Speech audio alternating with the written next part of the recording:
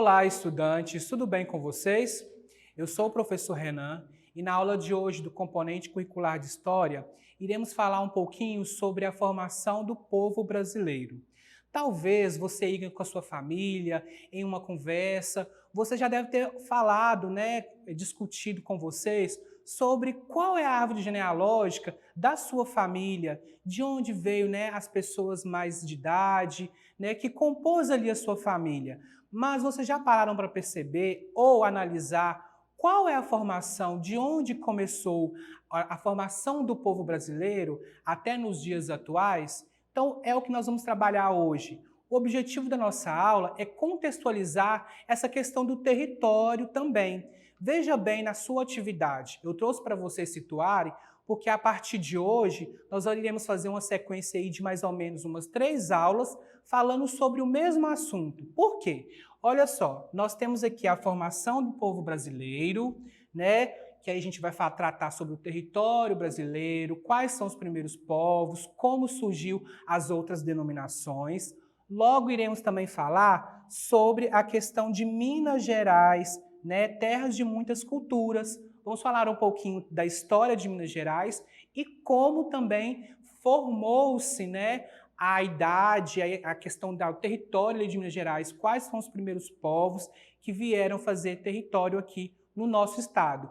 E por fim, vamos falar também do território da nossa cidade. E quando chegar aqui, você é aluno que talvez não seja da mesma cidade, você possa fazer aí, já antecipar a pesquisa que fala sobre a sua história da sua cidade. Ok? Então, a partir desse material é que nós vamos desenvolver as nossas aulas. Então, hoje, a formação do povo brasileiro. Veja bem, eu trouxe para vocês um quadro aqui de Tarsila do Amaral, que chama a obra Operários. Qual faz o sentido da nossa aula de hoje?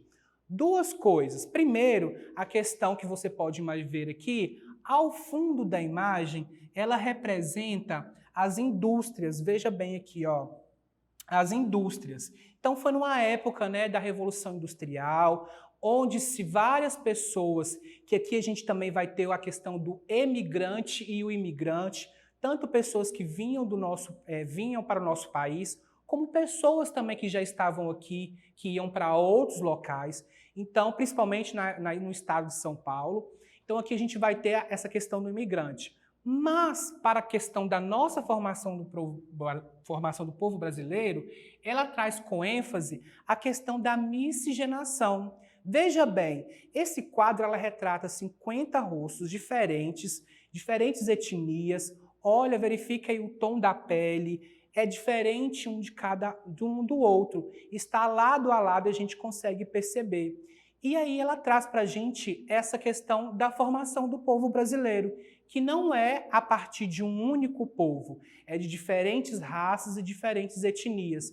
Então essa obra de Tarsila do Amaral, que é uma artista plástica brasileira, ela remete a essa questão com esse quadro com várias informações e principalmente essa questão da miscigenação e a formação do povo brasileiro. Então, vamos dar sequência. A formação do povo brasileiro, a gente hoje diz que não existe, na atualidade, nenhum grupo que fala-se que é racialmente puro. Sempre tem essa mescla de misturas, de raças. Então, a gente vai perceber que no nosso bairro mesmo você consegue identificar uma pessoa branca, uma pessoa negra, uma pessoa que talvez tenha descendência indígena. Então, no mesmo local, a gente tem essa mistura de raças. E é devido a essa formação do povo brasileiro que hoje o Brasil é identificado como um país multirracial. Não existe somente as pessoas que são brancas, as pessoas que são negras. Nós somos multirraciais. Então, olha só, as populações contemporâneas, ou seja, dos dias atuais, são o resultado prolongado de um processo que nós chamamos de quê? Miscigenação, cuja intensidade variou-se ao longo do tempo. E aqui a gente começa lá no nosso início da história. Já falamos sobre o descobrimento do Brasil, quem já estava aqui primeiro, que eram os povos indígenas e suas diferentes tribos. E ao deparar, ao confrontar esses povos, aí sim a gente começa a formação do povo brasileiro. Porque se a gente for parar para pensar, só existiam indígenas, então ali somente os indígenas que, né, estavam naquela terra. Agora não, os portugueses vêm para o Brasil colônia e aí começam a surgir novos povos, que então a gente identifica como o quê? A miscigenação. O que então é essa palavra, né, diferente, mas o que ela então quer dizer para nós? Miscigenação é a mistura, olha só, mistura de raças humanas de diferentes etnias. Desse processo também é chamado de mestiçagem ou cadeamento. Vocês podem ver aí, em alguns livros trazem essas duas nomenclaturas, mestiçagem ou caldeamento, que significa o quê? As misturas, né? Diferentes povos, diferentes etnias. E os filhos, né? Os filhos desses povos, a gente chama de quê? De mestiço. Olha só, quem é o mestiço? O mestiço é aquele indivíduo nascido de pais de raças diferentes.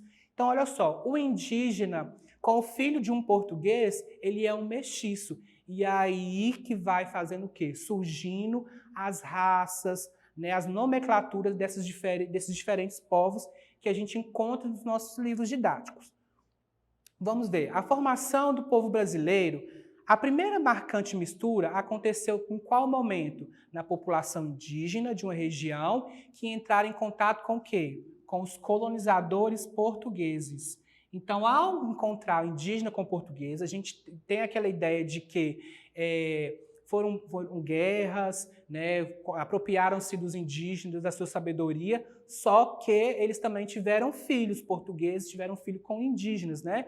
Então ali tiveram o quê? Essa mistura de raças. Então foi a primeira parte dessa mestiçagem que o Brasil tem, que é essa mistura de raças entre os indígenas e também os colonos portugueses que aqui começaram a habitar.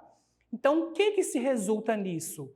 A formação social. Então nós começamos a ter aqui as primeiras formações sociais, porque aí o que acontece? O filho do indígena com o português começa a ter o quê? Confronto com as duas culturas, a cultura portuguesa europeia e a cultura dos indígenas, que aqui era cuidar da terra, do plantio e viver na natureza. Então começa a ter o quê? Diferentes formações sociais. E nisso, a miscigenação ao longo desse tempo, né, até nos dias atuais, a gente vai ganhando o quê? Diferentes nomenclaturas. Então veja bem, ó, a miscigenação entre um branco e um indígena, nós também temos a miscigenação entre o branco e o negro, nós também temos a miscigenação entre o negro e o indígena. Por que o negro aqui nesse contexto histórico? Porque depois vieram o quê? A questão da escravidão, os escravos que vieram para o Brasil, né? A gente ainda vai retomar esse assunto para falar com mais clareza. Então, nesse momento, a gente tem, em diferentes momentos da história, essa questão da miscigenação. E aí os filhos nessas misturas, né, do branco com o indígena, a gente vai tendo nomenclaturas diferentes para cada um deles. Então, olha só, o branco mais o indígena vai estar lá no seu livro didático, que você pode encontrar, que a gente encontra lá os mamelucos e os caboclos, né? Então, o resultado, né, o filho dessas duas raças, a gente resulta no mameluco ou caboclo. Com o branco e com o negro, a gente vai ter o mulato. Muitos tempos se usou também a questão da cor parda, né? Mas hoje a gente usa mais a questão do mulato. E o negro e o indígena, a gente tem lá a nomenclatura dos cafusos. Professor, mas e os brancos? Sim. Então, ao em contato com eles, os portugueses vieram, os imigrantes também vieram, né? Imigrantes espanhóis, italianos. Então, filhos desses imigrantes também resulta na cor branca. Então, até a cor branca hoje, né, a pele branca, é resultado também de miscigenação. Por quê? De emigrantes e imigrantes que vieram para o Brasil. Então, nós temos esse cenário aí de mistura, né, de peles, de raças, que resultam em outras. Por isso, nós temos esses dois quadros aqui. Vamos observar o primeiro. O primeiro, veja que ele não é totalmente branco, ele também não é totalmente negro, ele tem uma pele aí, vamos dizer, que é um mulato. Veja bem os seus traços, o nariz, o olho. Então a gente consegue perceber que ele também tem traços indígenas. Então a gente consegue entender que essa pintura é feita não só de uma única raça. Tanto a outra, que além de ter uma pelagem mais escura, né, a pele mais escura, a gente consegue entender que essa pessoa também não é de uma única mistura ou de uma única raça. A gente consegue identificar aqui diferentes traços, como um independente do outro. Então, a gente consegue observar essa mistura racial, né? Que aí vem das misturas dos indígenas com os negros, com os brancos, os portugueses, imigrantes. Então, aí vem o quê? Essas novas nomenclaturas de pessoas sociais, né? A formação social.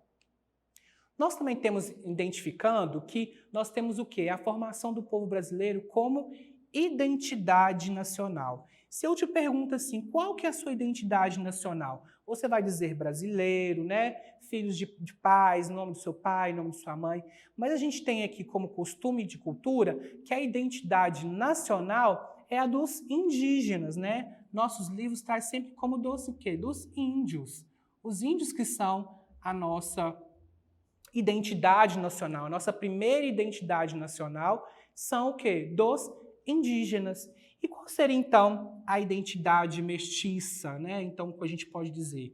Então, veja bem, dentro dessa formação, os indígenas aqui, sozinhos, recebem esses povos diferentes e aí vem o quê? Essas diferentes nomenclaturas que a gente tem como a miscigenação. Então, identidade mestiça são todos os filhos, né? Que, por exemplo, eu posso ter um pai negro, uma mãe branca, a gente pode se considerar mestiço. Por quê? Porque a gente tem o quê? Diferentes raças, né? Etnias ali na nossa formação. Então, identidade mestiça inclui aqui todos os povos que se identificam como mestiços.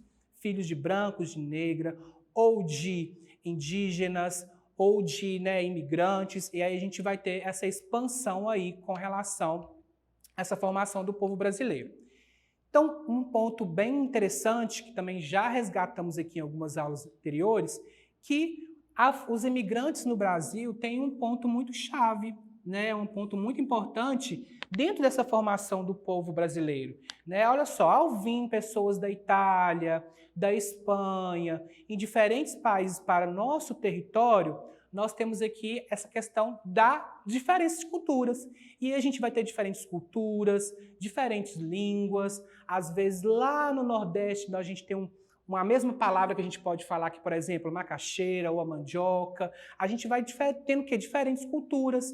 E nisso, os imigrantes vieram para o Brasil com essa questão muito pontual, muito importante, porque não necessariamente a gente vai ter aqui uma única cultura. Nós vamos ter aqui diferentes culturas dentro do território brasileiro, que é tão abrangente, né?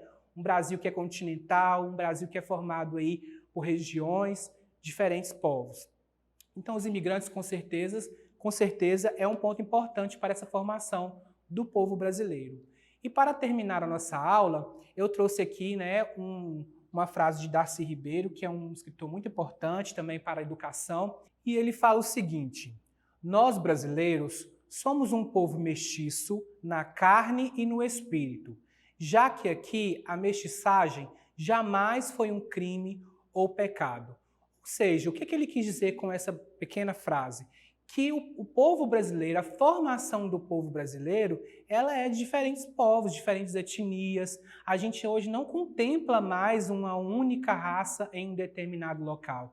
Então ele foi muito pontual e enfático para fazer com que a gente entenda que lá no norte pode ter os indígenas, aqui no sudeste também pode ter, que lá no centro-oeste a gente pode ter povos negros, como aqui no sudeste também, como no sul, apesar de ser popularmente mais conhecido como uma região de pessoas brancas, mas também tem pessoas negras, indígenas, espalhado por todo o Brasil. Então, essa questão da mestiçagem, ela é importante para que a gente entenda como foi feita, como surgiu, a partir de quais pontos a mestiçagem, a questão da formação do povo brasileiro veio à tona no nosso país.